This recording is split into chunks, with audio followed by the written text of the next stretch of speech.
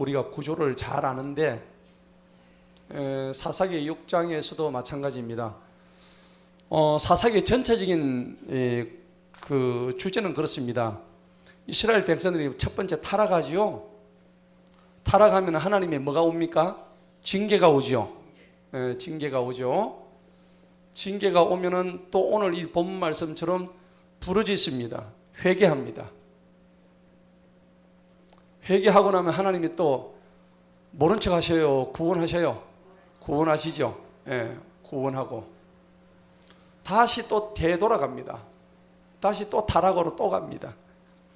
이 오늘 미디안의 사건이 있기 전에 몇 년간 평온했죠? 40년 평온했죠. 5장에 보니까 드보라가 그 여전사가 다 이렇게 이제 장악을 하고 나니까 40년간 그 땅에 하나님이 평화를 주셨대요. 40년간. 40년이 보통 한 세대잖아요. 그죠? 이 40년간 편안하게 있다 보니까 우리 옛말에 그러잖아요. 배부르고 등 따시면은 하나님 믿는다고 그래요. 이게 성립이 되나 모르겠네. 좀 그럴 가능성이 있죠. 사람들이 배부르고 등 따시면 하나님 믿는데요. 근데 이스라엘 백성도 예외가 아니에요. 우리한테 한번 대입해 볼까요? 내가 지금 배가 부르고 등 따시면은 하나님을 더 잘 믿을 것 같아요. 놓칠 것 같아요. 놓칩니까? 그럴 것 같아요. 저도 그럴 것 같아요. 이게 지금 이스라엘 백성들의 영적인 단면을 지금 보여주고 있는 장면이에요. 그래서 5장에 보면 말미에 드보라 시대 때 한 40년간 평온한 줄 알았는데 평온하면은 그때 뭐가 들어오느냐니까 이 사탄이 뭘 들고 가냐면은 우상을 들고 와요. 이 우상을 들고 와가지고 우리 이 우상이 뭐냐 그러니까 눈에 보이는 우리가 우상이라 생각하지만은 꼭 우상이 그런 게 아니죠. 우리 생각으로 들어오는 우상이 가장 크죠. 우리 마음으로 들어오는 우상이 큽니다. 그래서 우리가 마태복음 6장에서 너희가 하나님과 재물을 겸하여 섬길 수가 없다고 그랬잖아요. 그런데 우리 속에 뭐가 들어오냐면 첫째 마음으로 들어와요. 마음에 뭐가 들어오냐니까 탐심이 들어오거든요. 탐심, 탐욕이 들어옵니다. 탐욕이 들어오는 순간 이게 뭐냐면 바로 우상이 되는 거죠. 우상이라 해가지고 무슨 불상을 갖다 놓고 뭐 섬기고 이런 게 우상이 아니에요. 일단 마음속으로 생각 속으로 먼저 들어오는 게, 그럼 내 속에 지금 우상이 몇 마리 있을까요? 많이 가득 찼죠. 가득 차 있어요. 근데 우리가 예수를 믿으면 이걸 내가 볼 수 있는 게 은혜란 말이에요. 그죠? 내가 예수 믿지 않으면 이런 걸 볼 수가 없어요. 내가 이 우상에 지금 잡혀 있는지 탐심이 가득한지 안 한지를 못 본단 말이에요. 그러니까 이게 마음에 탐욕이 오고, 두 번째는 뭡니까? 눈에 보이는 재물을 찾게 돼 있단 말이에요. 재물의 마음을 전적으로 뺏겨버리는 거죠. 그러니까 이 재물 신을 히브리어로 맘몬신이라고 해요. 맘몬. 이 신의 이름이 맘몬이었어.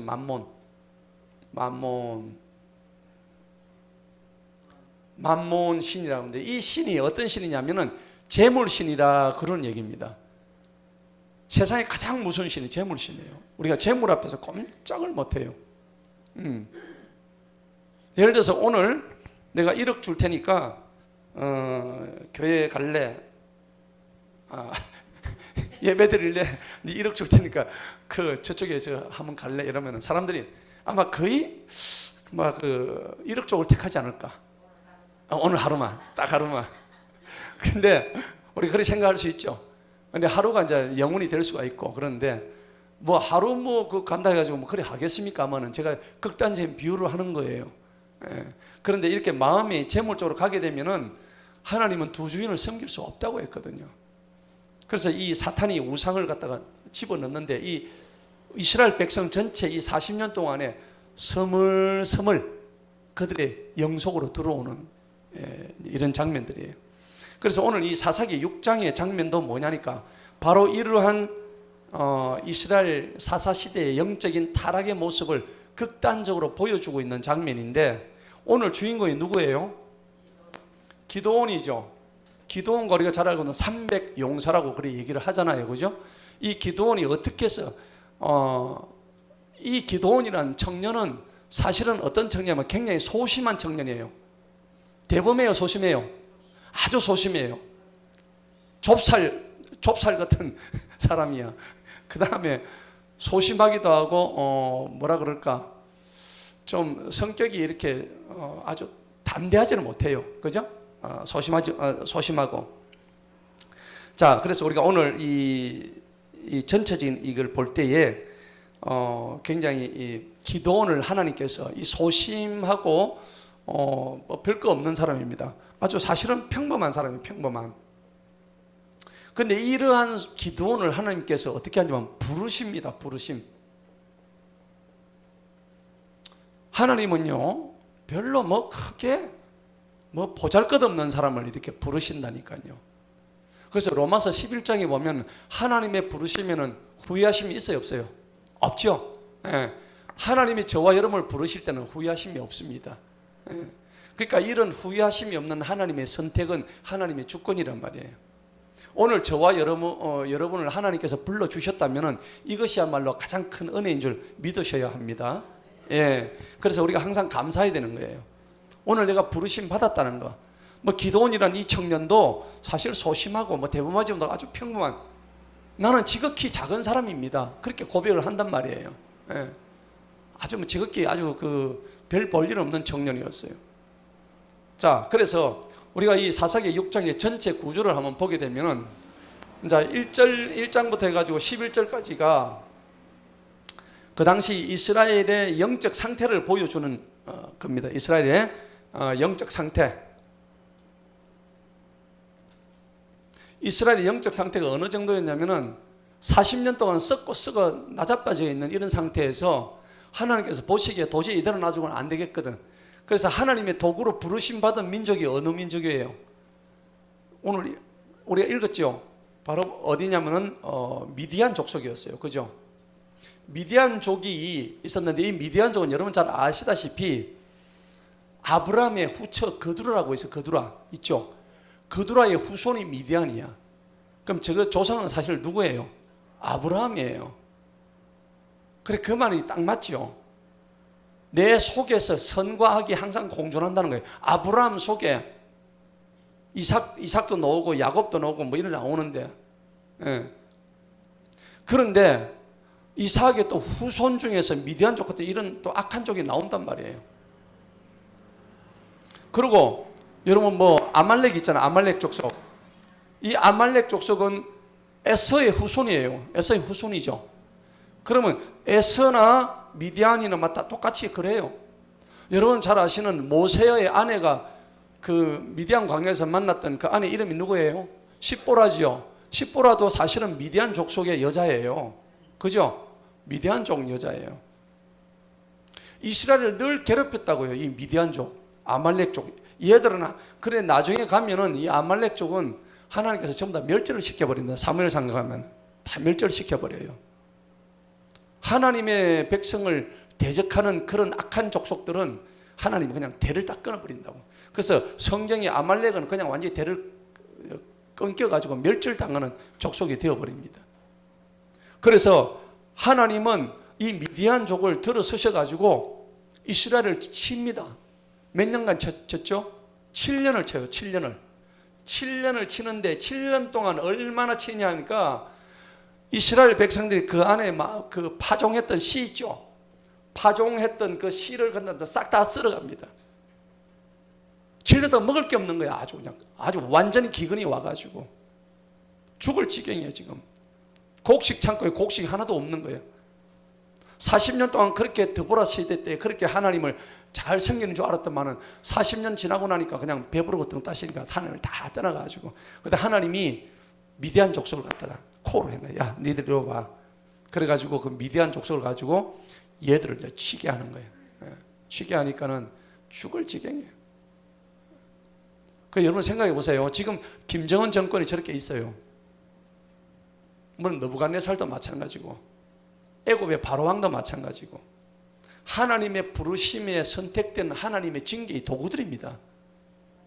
그렇게 생각하셔야 돼요. 우리가 뭐 김정은을 놓고 막 기도하지만은 하나님이 왜 우리가 6.25를 그렇게 당했느냐? 그런 이제 선대 학자들이 그런 얘기를 해요. 우리가 일제 때 하나님이 하지 말라는 신사참배했거든요. 하나님이 진노하셨어요. 일제 덴노해가 천황한테 와가지고 딱 12시만 되면 전부 다 조선 사람들이 전부 다 일본 천황한테 이랬다고 90도로 절을 했단 말이에요. 근데 우리 어머니 얘기해, 우리 어머니도 했다더라고. 예. 우리 어머니는 9개인가 장시 개명. 아니 원래 어머니가 일본에서 태어났기 때문에 그런가 봐. 근데 성경에는 신사참배가 뭐 간에 절하지 말아야 했잖아요. 사람한테 전한 거거든요. 그래서 일본에 가면은 벤또라고 있죠. 벤또 도시락이잖아요. 도시락에 옛날에 가면은 하얀 쌀밥에 여기다가 빨간 이게 과일이 있대요. 요 과일 이름을 내가 우리 어머니한테 들었는데 그 과일 이름을 잘 모르겠어. 근데 일본에 가니까 도시락에 이게 나오더라고. 이게 있어요.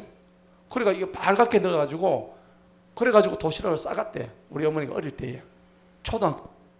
이게 보니까는 뭘 뜻합니까? 일장기예요. 일장기. 이 일장기는 뭐냐니까 가운데 해를 의미하거든. 선 해잖아요. 태양이잖아요. 이 태양이 어디서 나오냐면 전부 다 여기 나오는 아세라, 바알 신 숭배 사상이 오늘 다 나오거든요. 이게 뭐냐, 바알이 뜻이 뭐냐면 전부 다 해라는 뜻이에요. 원뜻이. 그러니까 하나님을 숭배하는 게 아니고 태양을 숭배하는 거죠. 그래서 이 태양신 숭배 사상이 일본에 그대로 들어간 거예요. 그 일본이라는 나라 자체가 태양신 숭배 사상 위에 세워진 나라가 일본입니다. 그래서 여러분들 일본 할 때 한자로 이렇게 쓰죠. 날일자, 본자죠. 근본문자 이렇게 쓰잖아요. 이게 뭐냐니까 이 날일자가 뭐냐면 해를 의미하거든요. 본이 뭡니까? 뿌리란 말입니다. 뿌리. 해뿌리란 얘기입니다. 일본이란 뜻이 해의 뿌리란 나라입니다. 그러니까 얼마나 사실은 영적으로 악한 동네입니까? 그게 뭐냐니까 아까 얘기했던 바알을 숨기는 섬기는 이런 형태를 가지고 있는 거예요. 그래서 하나님께서 미디안 족속을 들어 쓰셔가지고 이스라엘 그냥 막 때리는 장면이 이제 1절부터 11절 우리가 읽었죠. 그렇게 나오죠. 그래가지고 하나님의 도구로 쓰임 받습니다. 그리고 이제 여기 10절까지고 11절부터 24절까지가 뭐냐니까 이제 하나님께서 기도원을 택해가지고 하나님의 천사를 보냅니다. 천사. 우리 천사 엔젤이잖아요. 엔젤을 보내죠. 하나님의 사자라 그래요. 하나님의 천사와 대면합니다. 천사와 대면하는 기도원이죠. 기도원. 하나님의 천사를 보낼 때는 하나님께서 왜 천사를 보낼까요? 이유가 있다고. 우리가 대통령의 일을 대행해서 각 나라마다 파견되는 사람을 누구라 그래요? 대사라 그러잖아. 엠베스더, 대사라 그러잖아. 대사가 하는 말은 대사 자기 말이에요? 그 대통령 말이에요? 대통령 말이란 말이에요. 마찬가지예요. 천사도 하나님께서 천사를 보낼 때는 하나님의 말을 누구한테요? 기도원한테 하기 위해서 보냈단 말이에요. 이게 오늘 11절부터 24절에 나오는데 거기 보니까 하나님께서 기도원을 불러주신 장면이 나와요. 그런데 보니까 나는 가장 작은 자인데 내를 왜 불렀습니까? 나는 이해가 안 갑니다. 내가 뭐 잘났습니까? 나는 뭐 키도 좋고 뭐 우리 집안도 별 볼 것도 없고 므낫세 집안에서 우리 집안은 가장 작은 자 중에 한 집안인데 어째서 내를 불러가지고 나를 어떻게 하시려고? 그래 하나님의 천사가 그럽니다. 내가 너를 택했으니까 네가 가가지고 쟤들을 쳐라. 미디안 군들을 때려잡으라니까. 아니, 도대체 내가 뭘로 때려잡아요? 내가 묻는 장면 나왔죠. 그러니까 이때만 하더라도 미디안에 대해서 엄청난 눈에 보이는 가시적인 군대로만 생각했던 기도원의 영적 상태가 지금 그대로 드러나는 거예요. 그렇죠? 네. 지금 이때만 하더라도 기도원의 영적 상태는 굉장히 상종화로 보면 어디예요? 하요하.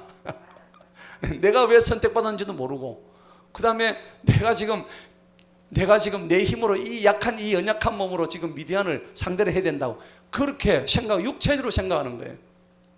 이제 그런 장면이 지금 이제 요 중간절에서 나오죠, 그죠? 그런데 이제 하나님께서 이 기도원을 택하신 우리는 이 기도원을 택하신 이유를 알아요, 몰라요? 우리는 모릅니다. 그죠? 하나님의 주권이에요. 여러분을 택하신 이유가 하나님의 주권이시라고요. 맞죠? 예. 자, 그렇기 때문에 기도원이 이제 뭐라 그럽니까?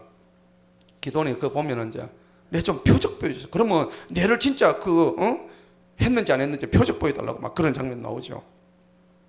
그리고 이제 진짜 하나님이 살아계신지, 하나님이 살아계시면 우리 이스라엘 민족한테 어쩌면 이렇게까지 이렇게 곤란을 당하게 할 수 있느냐고 막 그런 대놓고 하나님이 천사님 막 따지는 장면이 나오죠. 요게 이제 중반부입니다. 중반부예요.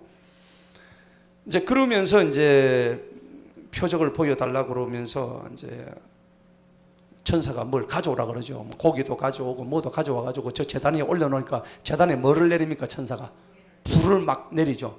불을 내니까 그때 정신이 번쩍, 아 이거 진짜 하나님 맞네. 예. 우리도 신앙생활 하면서 그런 장면이 있으면 참 좋겠죠. 예. 여러분 기도하다가는 오늘 이거를 한번 들게 해주세요. 제 눈에 아까 양털도 막 이슬이 막 내리고 하는데 하나님 이거 들게 해주세요. 뭐 본뜻 들면 어째 돼요? 까무라치겠죠. 하나님 진짜 계시네. 지금 이런 거를 요구하고 있는 이 기도원의 지금 상태입니다. 그때 이제 그 유명한 여호와 샬롬이 나오죠. 샬롬이요. 기도원에서 나오는 겁니다. 하나님은 평강이시다. 이제 이런 말씀이 나오죠. 그러면서 이제 25절부터 해가지고 이제 32절입니다. 25절부터 32절은 이제 드디어 기도원이 이제 하나님의 삐를 받았어요. 삐를 받아가지고 저 아버지 요아스인데 저 아버지가 그때만 하더라도 바알 막 이거 섬기고 있었잖아요. 근데 하나님께서 너가 아버지 그 섬기던 바알 그 제단하고 그 작은 숯불 가져오니 네 다 쳐내버려라. 그렇게 얘기하죠. 그렇게 얘기하니까 기도원이 어떻게 해요? 그렇게 하죠. 예, 그대로 이제 하나님의 명령에 따라합니다. 그래서 이 25절부터 32절까지는 이 기도원이 이제 드디어 일종의 작은 종교 계획을 할 수 있죠. 종교 계획을 시작을 합니다. 하나님의 말씀. 기도원의 종교 계획이 있고 이제 마지막에 이제 33절에서 40절까지 33절에서 40절까지는 표적을 구하죠. 표적을 구하는 구함. 이 표적은 어떤 표적입니까? 양털을 마당에 타작마당에 갖다 놓고 양털 했고 양털한테만 이슬이 있고 타작마당에는 이슬이 없고 참 신기하죠, 그죠? 어째 그런 아이디어를 썼었고, 그랬는데 한 번에도 부족해. 두 번째는 거꾸로 해달라고 또 그걸 또 요구를 하는 거예요. 야 참네. 내가 하나님과 맞짱 뜨는 사람이 기도원밖에 없는 것 같아. 그죠? 참 하여튼 기도원 대단합니다. 그런데 하나님은 이런 기도원을 갖다가 내치지 않으시죠. 그 한 사람을 선택했을 때는 하나님은 그런 기도원을 믿고 그런 기도원에게 하나님 새로운 임무를 부여하시는 장면이에요. 그래서 오늘 우리가 이 사사기 6장에서 배울 수 있는 영적 교훈이 많이 있습니다. 자, 그거를 한번 전체적으로 한번 훑어보도록 합시다. 자, 사사기 6장 한번 보십시다. 초두에 제가 말씀드렸다시피 사사시대의 특징은 결국은 인간의 타락과 그 다음에 징계, 회개, 구원의 반복적인 여정이다 하는 것을 우리가 알 수가 있죠. 1절을 보십시다. 이스라엘 자손이 또 주님의 목전에 악을 행하니 또 했죠. 또란 것은 반복입니다. 그래서 개가 토한 것을 도려먹는 일을 갖다가 우리가 많이 잠언 말씀에서 너무 자주 보죠. 여러분 진짜 개 토한 걸 먹는 걸 저는 봤다니까. 중학교 때 우리 집에서 제가 몇 번 말씀드렸지만은 인간들이 이렇게 하고 있습니다. 주님께서 그들을 미디안의 손에 몇 년간요? 7년 정도면은 우리가 만약 김정은 정권이 한 7년 정도를 갖다가 하면 손에 맡기진다면 어떨까요? 남아나는 게 없겠죠. 지금 우크라이나 보세요. 지금 1년도 안 됐잖아요. 지금 작살났잖아요. 와, 전쟁이 일어나서는 안 되죠. 근데 하나님께서 허락하시면 전쟁이고 뭐가 없습니다. 한 방에 박살납니다. 아무리 안 날래도 할 수가 없어요. 근데 우리가 나라와 민족을 위해서 기도해야 되는 이유가 거기에 있는 거예요. 근데 하나님이 누구를 통해서요? 미디안을 통해서. 그러니까 미디안은 결국은 하나님의 적대 세력이지만 하나님이 그 적대 세력에게 하나님의 징계의 도구로 맡겨버린 거예요. 악인도 악한 날 하나님께서 적당히 쓰임 받게 하셨죠. 예. 그렇기 때문에 2절 보세요. 2절에 보니까는 미디안의 손이 이스라엘을 이겼더라. 어느 정도로 이기냐면 미디안 사람들로 인해서 이스라엘 자손이 그들을 위해서 산들에 소굴과 토굴과 튼튼한 요새를 만들었더라. 여러분 팔레스타인 지방에 가면요, 그 땅덩어리가 어떻게 되어 있냐니까 전부 석회소로 되어 있어요. 팔레스타인 왜냐하면 거기 지중해 기후거든요. 그래서 이 석회석은 동굴을 만들기가 굉장히 좋아요. 그래서 팔레스타인 지역에 가면은 산마다 뭐가 있냐면 전부 다 벌집처럼 구멍이 있어요. 그래서 얘들은 뭘 하냐면은 식량을 갖다가 자급자족 뭐 하는 그런 게 잘 안 돼 있으니까 식량을 생산하면 그 토굴 속에다 저장을 하는 거예요. 그래서 이 토굴을 만들기 가장 좋은 굴이 뭐냐면 석회예요. 석회. 그래서 여러분 유럽에 가면은 물을 먹는데 우리처럼 이렇게 이런 물이 아니에요. 수돗물 못 먹습니다. 유럽 가면요. 그 물 속에 뭐가 있어요? 이 석회가 들어있어요. 석회. 석회를 자세히 보면요, 그 세멘트처럼 하얀 게 있어요. 하얀 게. 가라앉으면 눈에 보인다니까요. 근데 그 석회를 먹으면 어떻게 될까요? 안에 쌓이면 몸에 중금속이 굉장히 안 좋아요. 이따위 병 생겨요. 그리고 설사합니다. 그래서 우리는 가면은 이 가스물을 줘요. 탄산가스 물 드셔보셨어요? 이거 먹으면 어떻게 해요? 사이다에다가 단물 뺀 거라고 생각하시면 돼요. 사이다 마시면 어때요? 거하고 막 트림하잖아요. 뭐 그럴 정도로 맛이 좀 그래요. 그래서 이 지방에는 이 물 자체를 갖다 못 먹어. 요즘 처음에 필터링 다 해가지고 먹는데, 그럴 정도로 석회가 많은 곳이 이 팔레스타인 지방이에요. 그래서 가는 곳곳마다 이렇게 동굴을 이렇게 파놔요. 이렇게. 여러분, 그래서 다윗 시대 아둘람 굴이 있었죠. 예. 그래서 이스라엘 지방에 가면 굴들이 그렇게 많았어요.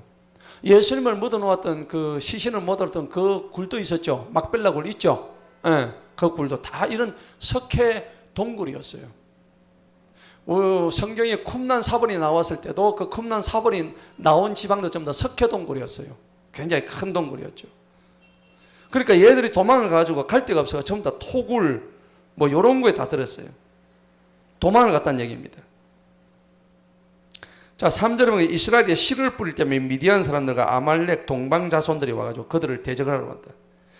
이스라엘이 우리하고 그 절기가 다른데, 이스라엘은 그 건기, 비가 안 오는 건기가 언제냐면은 우리는 6월달부터 장마가 시작되잖아요. 그런데 이스라엘은 비가 제일 안 올 때가 뭐냐면 5월부터 9월이에요. 이때는 비가 거의 없습니다. 요때가 이제 비가 없고 지중해성 기후이기 때문에 이때는 뭐 아무것도 심을 수 없어.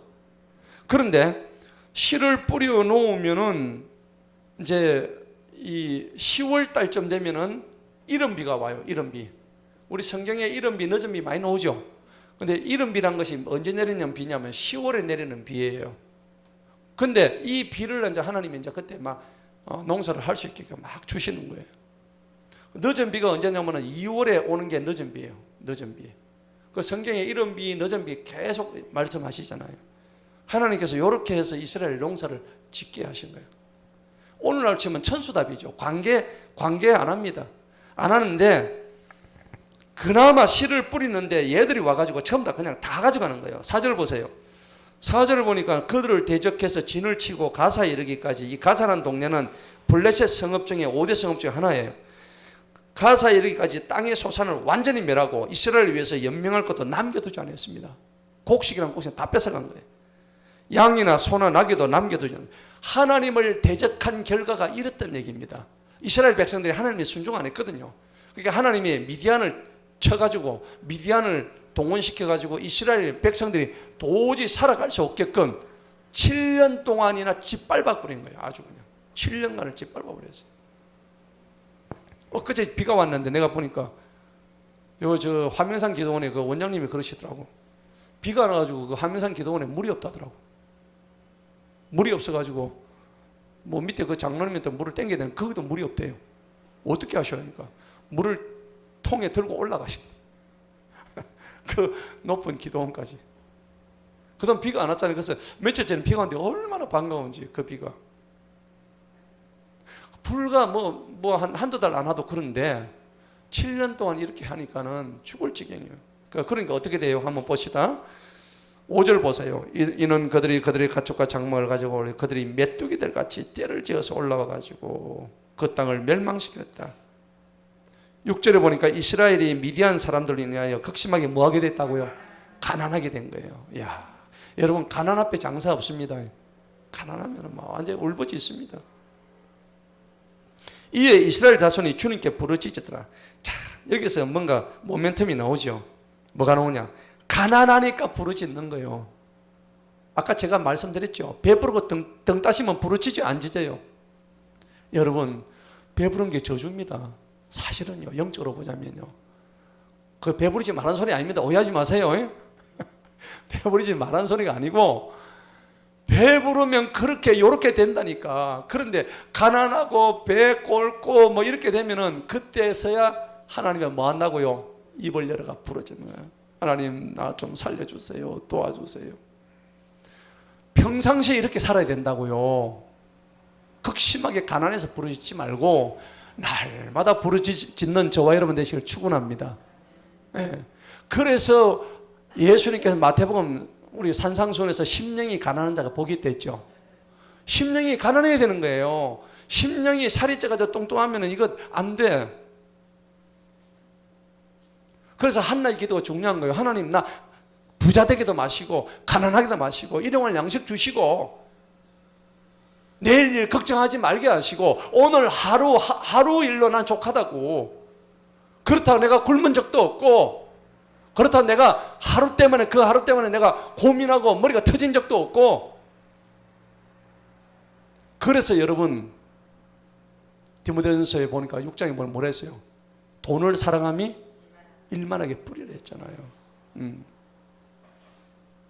오늘 새벽에도 우리 양재선생님하고 잠언말씀 8장을 갖다 가지고 하는데 참 은혜스럽다고, 그죠?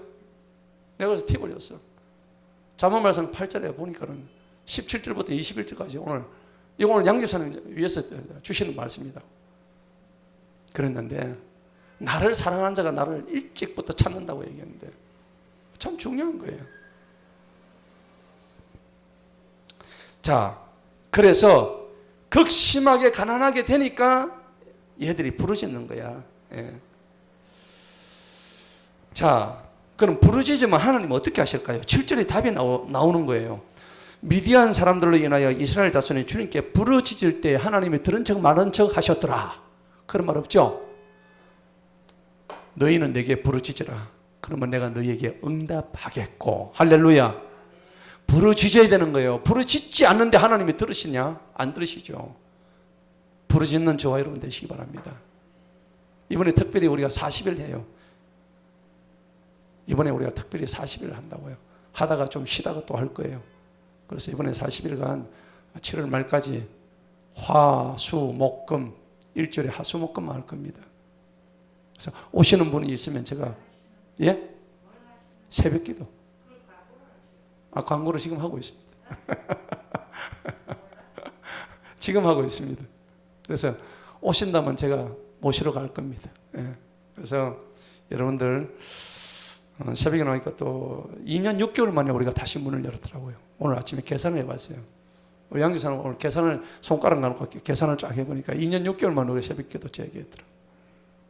하나님께 미안하기도 하고 또 감격스럽기도 하고 또 아침에 또 기도가 얼마나 또 참 하는 술술 올라가는지 여러분들 이름을 다 불렀어요. 다 부르고 오늘 하나님은요 부르짖을 때에 뭐라고 했냐니까 8절 보세요. 드디어 키포인트가 나오죠. 주님께서 이스라엘 자손에게 누구를 보내요? 한 선지자를 보내시는 거예요. 부르짖으니까 보내시는 거예요. 오늘 여기 뭐 답이 다 나와 버렸어요. 우리가 부르짖어야 되는 거예요. 그가 그들에게 말하기를 이스라엘 주 하나님께 말씀해 내가 너희를 이집트에서 인도하여 나왔고 하나님이 지금 이스라엘 백성들에게 얘기하는 거예요. 하나님 왜 지나간 이런 캐캐묵은 얘기를 말라고 하셔요? 지금 벌써 옛날 얘기죠. 하나님이 지금 옛날 얘기하고 계신다고.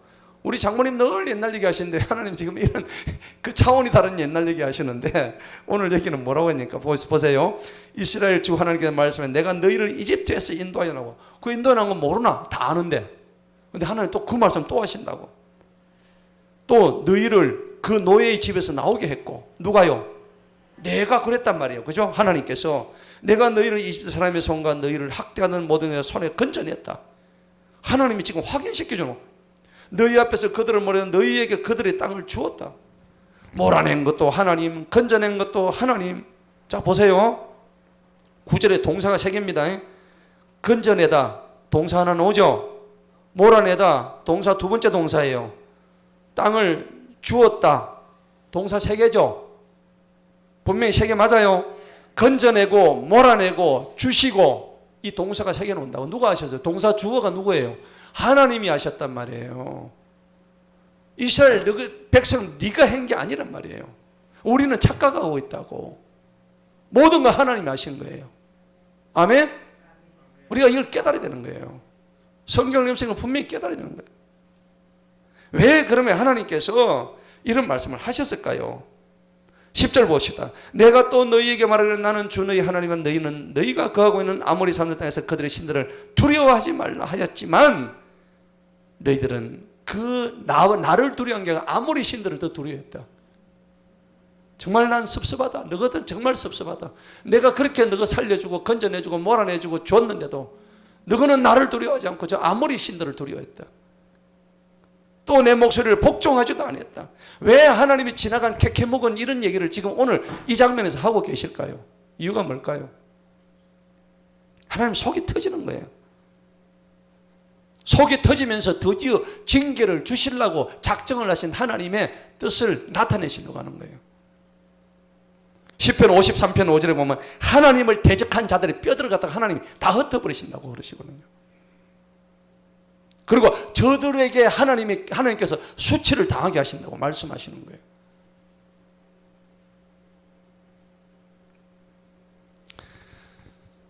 그때 이제 11절 들어갑니다. 주님의 천사가 옵니다. 쫙 짠 하고 나타나는데 제가 아버지 이름이 여호와시고 그의 아들 기드온입니다. 미드안 사람들로부터. 근데 첫 장면은 재밌죠? 11절에 보면 이야 진짜 재밌는 장면입니다. 한번 보세요. 뭐합니까? 아들 기드온이 뭐합니까? 미디안 사람들로부터 숨기려고 포도즙 틀로 밀을 타작하는 거예요. 들키면 다 뺏기죠. 지금 이스라엘이 미디안의 정복하에 있는 거예요. 만약에 지금 들켰다면 미디안 사람들이 정복하고 있으니까 지금 다 뺏기니까는 아주 소심하게 숨어가지고 포도즙 틀로. 원래 포도즙 털로 밀을 타작하는 게 아니죠. 도리끼로 하는 거잖아. 그걸 숨겨가지고 그냥 그걸 지금 하고 있다니까. 그때 이제 왜 이런 장면을 보여주시냐면 이렇게 비굴한 장면을 갖다가 통해서 하나님 이스라엘의 아주 비굴한 영적 상태를 지금 나타내 주시는 거예요. 그런데 하나님의 천사가 딱 나타나가지고 너 강한 용사야. 강하기는 뭐가 개똥이 강해. 얼마나 소심하고 평범한데 기드온이. 그런데 하나님은 그런 소심하고 겁쟁이 기드온을 어떻게 해요? 딱 나타나자마자 야 너 강한 용사여 기드온아 뭐 이러고 계십니다. 여러분 저는 이런 장면 참 은혜예요. 왜냐 우리같이 연약하고 정말 보잘것없는 우리는 이런 인간들을 하나님은 야 너 강하다 힘을 내라 용사다 이렇게까지 얘기했으니 얼마나 반갑습니까? 얼마나 좋습니까? 너 강한 용사여. 뭐라 했습니까? 그 다음에 주님께서 너와 함께 계시도다. 할렐루야. 임마누엘 하신단 말이에요. 임마누엘 뜻이 뭐예요? 하나님이 우리와 함께 계신다는 뜻이잖아. 그죠? 예. 그러니까 주님께서 너와 함께 계시다고 딱 이 말씀을 딱 하시는 거예요. 그러니까는 기드온이 할렐루야 좋다 이랬어요. 그래 안 했죠? 13절이 악건이야. 내가 너와 함께 한다니까 기드온이 대뜸하는 소리 정반대 소리를 하고 있죠. 뭐라 했어요? 기드온이 그에게 말해 오 나의 주인이여 만일 주님께서 우리와 함께 어찌해서 이 모든 일이 우리에게 임하였느냐. 이 모든 일이 뭐예요? 지금 7년 동안 미디안한테 죽살나는 지금 이런 장면을 왜 우리한테 줬냐 이거죠. 어찌해서 이 모든 일이 우리에게 임하였나이까? 우리 조상이 우리에게 주님께서 우리를 인도하여 나오지 아니했습니까? 그래 놓고 도대체 우리한테 왜 이러고 있습니까? 미치겠네 정말 하나님. 지금 항변하고 있는 장면이에요. 말한 그분의 모든 기적은 도대체 어디 있습니까? 홍해를 가르고 하늘에서 만나를 냈던 그 이적들 지금 도대체 어디 있냐고. 우리를 이렇게 굶겨 죽일 겁니까? 지금 기도원이 지금 항변을 하고 있는 거죠. 이제 주님께서 우리를 뭐 했다고? 버리셨대요. 이제는 아주 그냥 과거형을 써가지고 아예 단정을 하는 거예요. 판단을 해가지고. 하나님 우리를 아주 버리셔버렸다. 우리를 미디안 사람들의 손에 완전히 넘기셔버렸다. 완전 절망적인 멘트를 하고 있죠. 기도원이. 자, 우리가 여기서 중요하게 알아야 될 게 있습니다. 뭐냐니까 기도원의 영적 이해가 많이 부족하다는 걸 우리가 알고 있어요. 그런데 이거는 학자들은 이렇게 얘기를 해요. 이거는 이제 기도원이 이해하지 못했던 게 뭐냐면은 소위 말해서 신정론이라고 있어요. 신정론. 이 신정론이라는 게 무슨 말이냐니까 하나님 신자죠. 하나님의 정치할 정자입니다. 하나님께서 정치한다 하는 게 신정론입니다. 하나님이 정치를 하시는데 어떻게 사람들을 갖다 이렇게 괴로움을 당할 수 있느냐 하는 겁니다. 그러면 이 신정론을 갖다가 주장을 해가지고 대표적인 학자가 이제 토마스 아퀴나스라는 학자예요. 그런데 이 신정론의 핵심이 뭐냐? 하나님께서 통치하시면은 사람의 인간의 통치보다 훨씬 완벽하다는 거예요. 그런데 지금 이거는 하나님이 우리를 갖다가 미디안을 통해서 이렇게 박살내고 있는데 이거는 하나님의 통치가 아니야 하고 부정하는 얘기예요. 지금 기도원이. 자, 우리가 여기서 알 수 있는 게 뭐냐 그러니까 하나님은 우리를 사랑하지 않는다 라는 기도원의 항변인데 결론은 뭡니까? 그게 아니죠. 하나님은 변함이 있으세요? 없으세요? 변함이 없다. 하나님은 변함이 없으신 분이다. 변함은 누구 쪽에 있나요? 우리 인간에게 있죠. 인간이 변합니다. 인간이 변하지 하나님은 변함이 없습니다. 인간이 변하는 겁니다. 자, 그래서 하나님께서 그러면은 왜 사랑하는 이스라엘 백성들에게 이렇게 7년간을 고통을 주셨냐 하니까 이유가 뭡니까? 징계를 통해서 그들이 돌아오기를 원하셨다는 겁니다. 우리가 하나님을 믿음에 있어서 여러분 징계당하는 경우 있나요? 없나요? 많이 있죠. 저는 엄청 있었어요. 한 20년간 징계를 많이 당했어요. 물질적인 징계, 건강의 징계, 그 다음에 여러 가지 징계가 있었어요. 제가 고백할 수 없는 징계들이 많았어요. 그런데 여러분들도 지금도 징계가 있을 거예요. 현실에서 내가 신앙생활을 하는 도중에. 그러면 그 징계는 그 징계를 당할 때는 슬피 보이겠지만은 하나님의 깊은 뭐가 있어요? 우리를 위하신 뭐가 있어요? 사랑이 있는 거예요. 우리가 자식 키울 때도 두드려 패잖아요. 몽둥이를 들잖아요.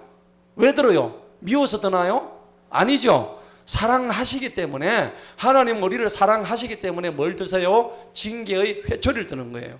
정신 차리라고. 난데없이 돈이 날아가. 난데없이 교통사고 나요. 난데없이 관계가 끊어져요. 알 수 없는 일들로 도저히 내가 이해할 수 없는 일들이 내 앞에서 전개가 되고 있다니까요. 자, 그럴 때 하나님은 우리가 뭘 하기를 원하세요? 돌이키기를 원한 거예요. 돌아오라. 내 백성아. 돌아오기만 해라. 이걸 메시지로 주는데 기도원이 그걸 지금 이해를 못하는 거예요. 그래서 이 기도원은 영적 이해가 지금 매우 부족한 상태. 기도원의 문제점은 뭐냐니까 백성의 고통이 지금 지한테 있는 게 아니고 누구한테 있다고? 하나님한테 지금 문제가 있다고 생각하는 거야. 우리가 이런 고통받고 있는 게 이스라엘 백성한테 문제가 있는 게 아니에요. 이거는 하나님의 문제가 있는 거예요. 신정론이 잘못됐다 이 말이에요. 지금 하나님이 통치를 하시는 게 이게 뭔가 문제가 있다. 하나님의 통치 방식은 완벽하시거든요. 우리가 이 땅에 하나님께서 왕을 세우고 대통령을 세우고 지도자 세우신 이유가 뭐예요? 그들이 완벽하게 통치를 잘해서 세웠을까요? 아니죠. 그렇게 세우신 이유는 뭐냐니까 하나님 나라의 질서를 보여주시기 위한 불완전하지만은 하나님 왕국의 질서를 보여주는 하나의 예표에 불과한 거지. 그죠? 그럼 이 땅의 지도자를 우리가 믿을 수 있나요? 못 믿잖아요. 진정한 왕은, 우리의 왕은 누구십니까? 하나님이시잖아요. 진정한 우리의 지도자, 진정한 우리의 통치자는 하나님밖에 없어요. 그게 신국론이고 신정론이에요. 진정한 신정론이란 말이에요.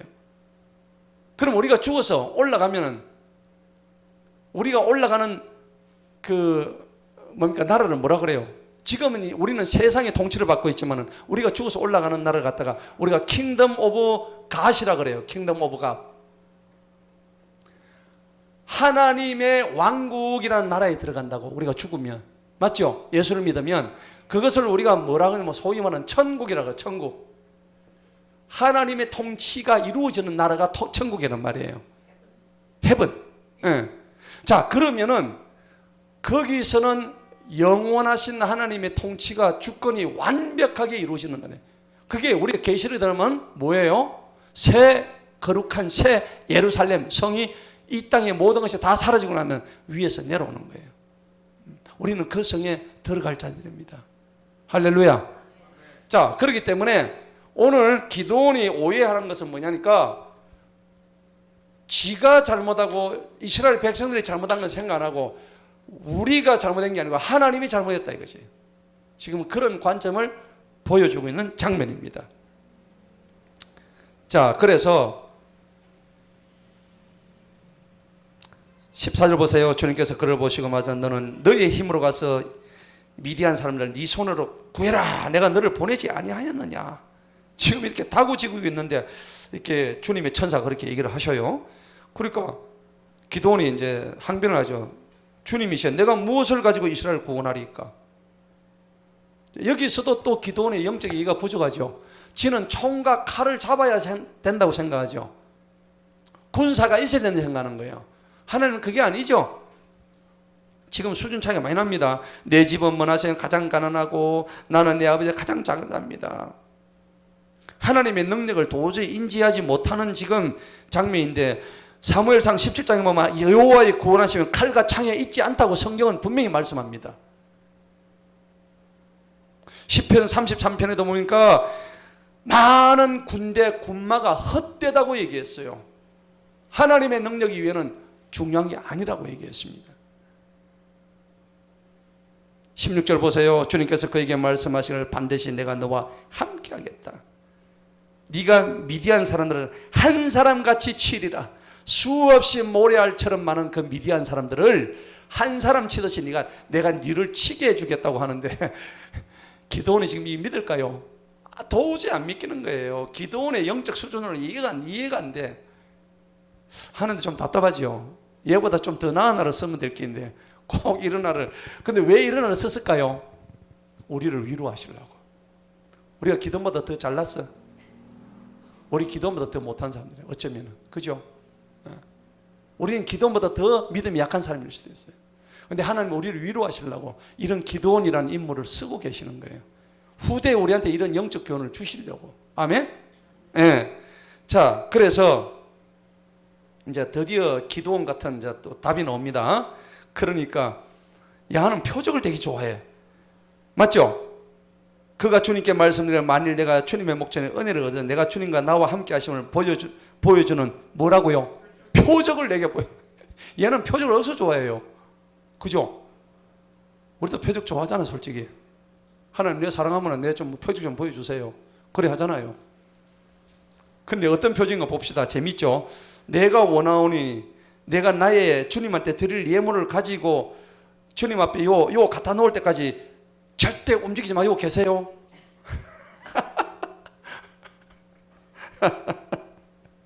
누구한테 하는 말씀이에요? 주님한테 하는 얘기예요.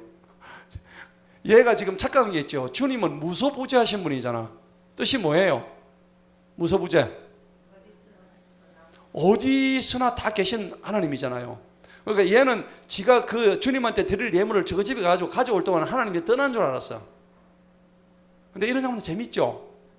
야, 참 순수하다. 그럼에도 하나님은 또 뭐라 그러세요?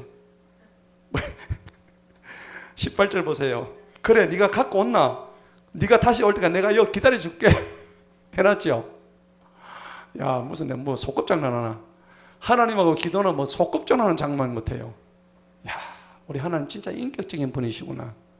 여러분, 그럴 때요, 내가 이 장면에서 저는 이걸 느껴요. 여러분 기도하실 때에 인격적으로 기도하세요. 너무 근엄하게 기도하지 마시고 기도원처럼, 하나님, 내가 오늘 화장실 갔다 올 동안에 요 잠시 이런 말씀을 하나님한테 해도 하나님 들어주실까 안 들어주실까? 들어주시는 거예요. 하나님의 집에 갈 때 설사 좀 멈추게 해주세요. 지금 나는 급하잖아요.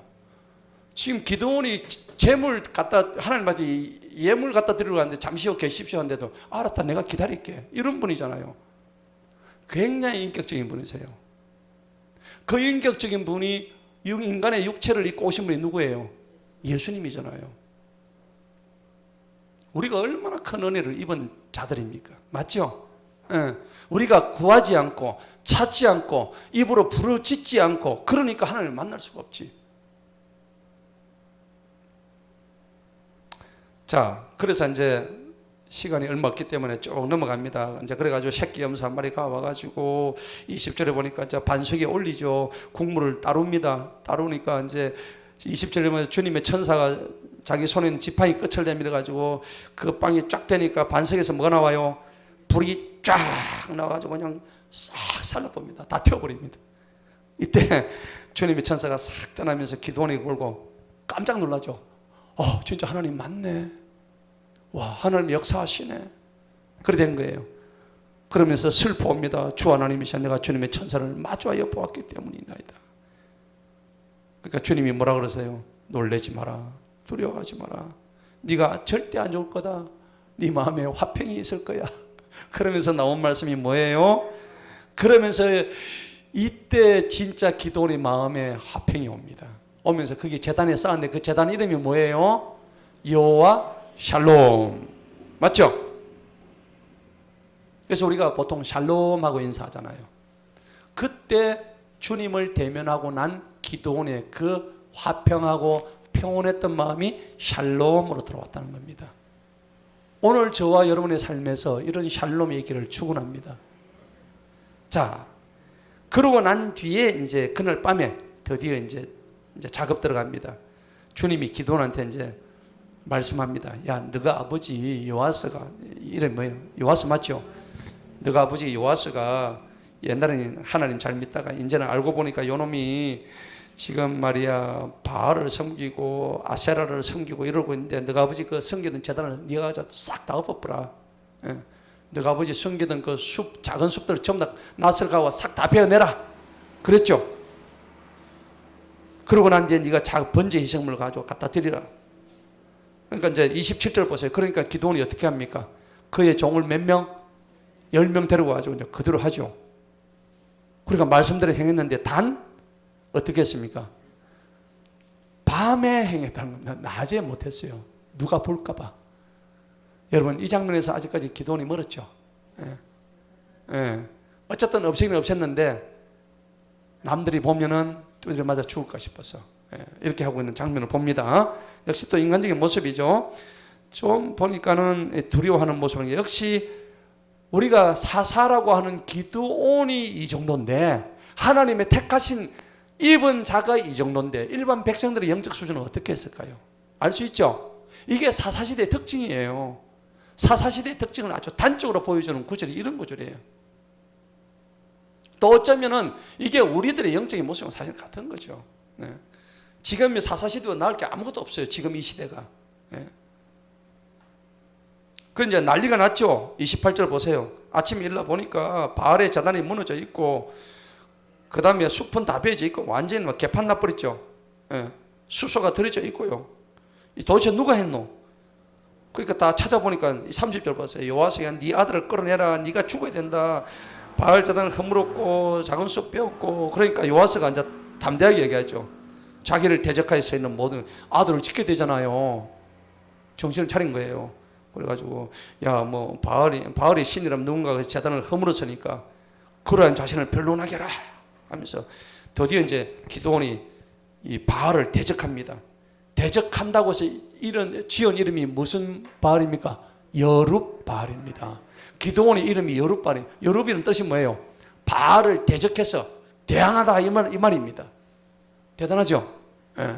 그래서 기드온이 여룹바알의 이름으로 불려졌다는 겁니다. 그때에 33절을 보세요. 미디안 사람들과 아말렉 사람들과 동방의 자손이 함께 모여 치러 옵니다. 드디어 이제 난리 났죠. 드디어 한판 분노는 이제 그 입시에 왔습니다. 그러나 대반전이 일어나죠.